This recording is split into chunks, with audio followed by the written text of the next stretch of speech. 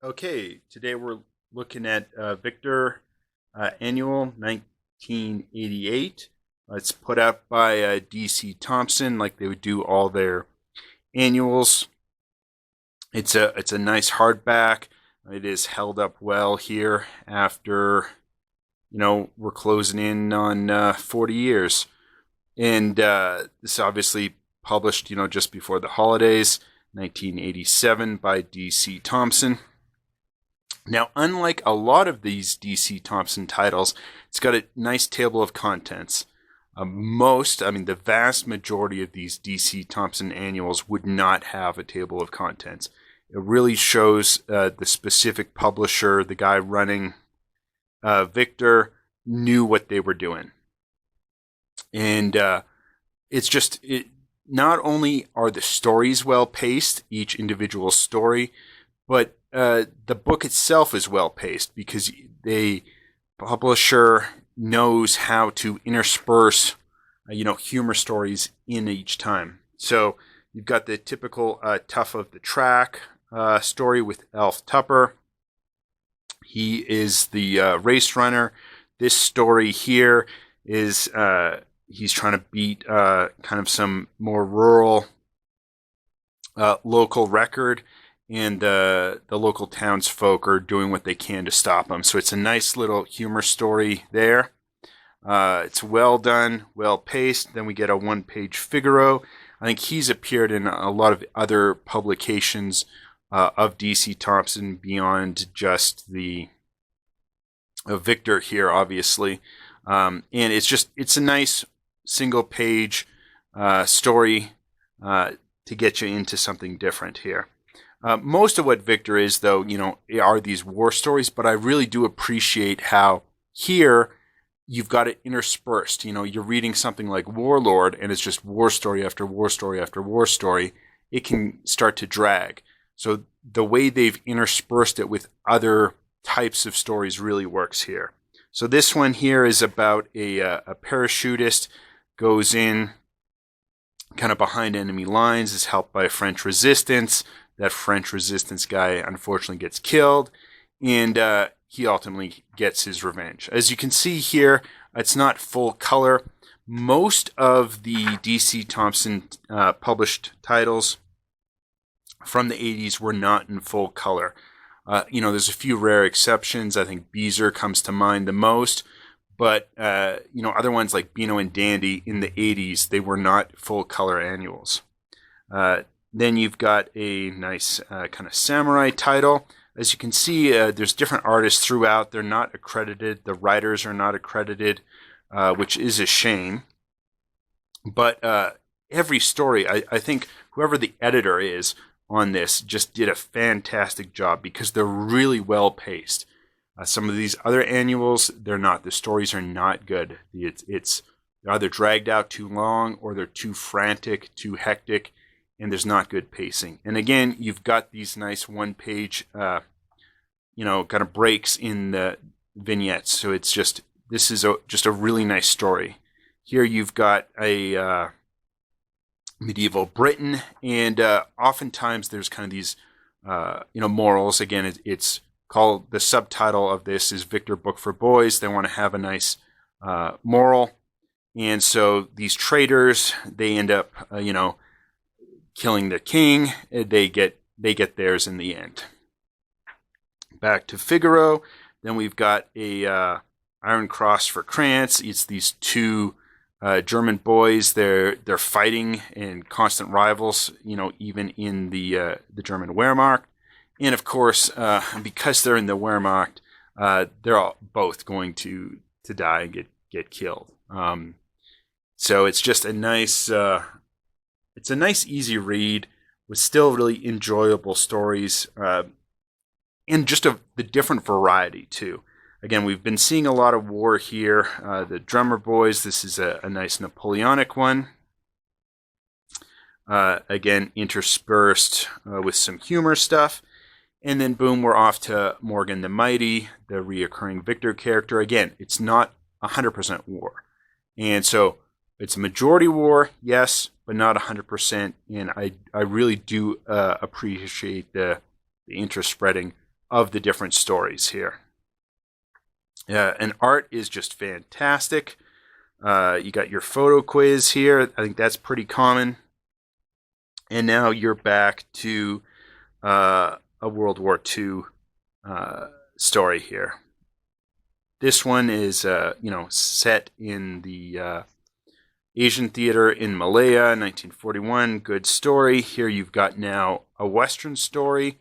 And again, it's art is just fantastic. I really wish these artists had been accredited.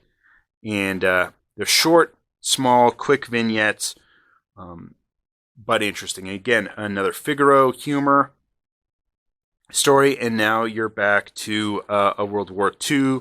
This time, a submarine story that has kind of a nice catch. He ends up fighting an Italian destroyer. They have to leave the ship. They end up taking control of the abandoned Italian ship and their various activities there. Then you've got a soccer story.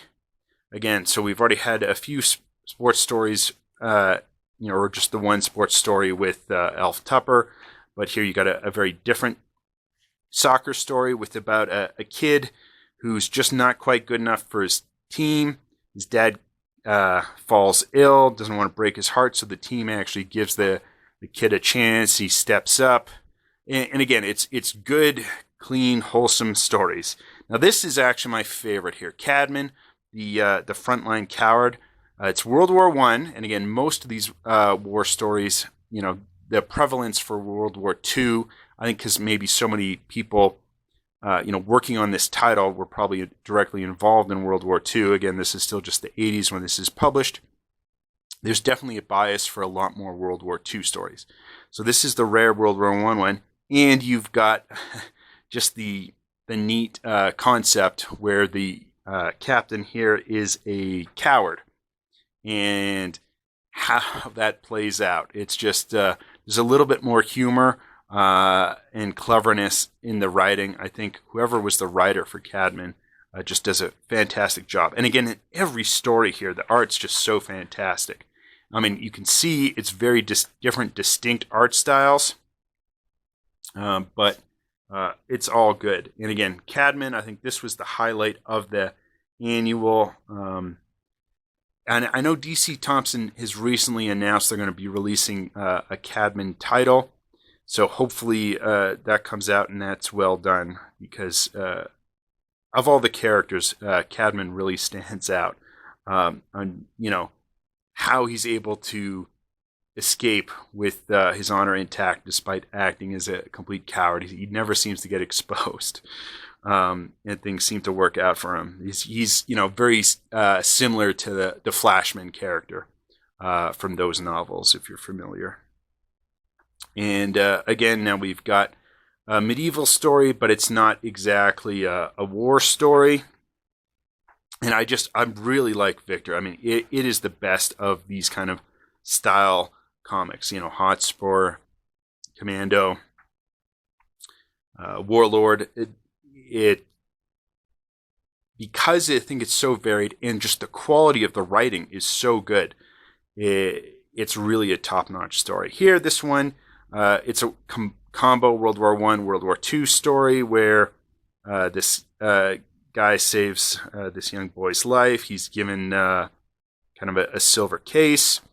In World War I, it saves his life, passes on to his son, and his son uses the same thing to save his own life. Again, boom, a nice Figaro story. I really do like these one-pagers just interrupting it. You'd get sick of it if it was just Figaro the entire time. I don't think you could blitz through a story like that, but absolutely works here when it's interspersing and breaking up the variety of stories. Again, a Western. I don't know why, but it just seems the Europeans are really good at telling these Western stories. It's the Western genre has kind of fallen out of favor, even at this time within the American market. But the British are able to just tell these solid Western tales. And then this pigeon story, I think, is quite good from World War I.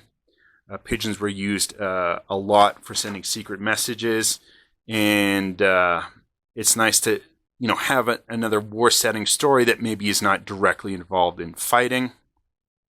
And then that is the final story of the annual. You're clocking in 125 pages, and it's just fantastic.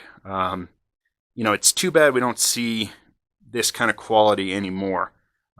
So many of these titles have just kind of fallen by the wayside. But if you can pick this up, and I think you can get it quite cheap on, eBay or some of these other sites, this issue specifically, I think probably has been printed in high numbers, easy to acquire, cheaply, under $10 type of thing. But this is a fantastic title. I don't think there was a bad story in the lot. Some you're going to enjoy more than others, everyone's particular tastes.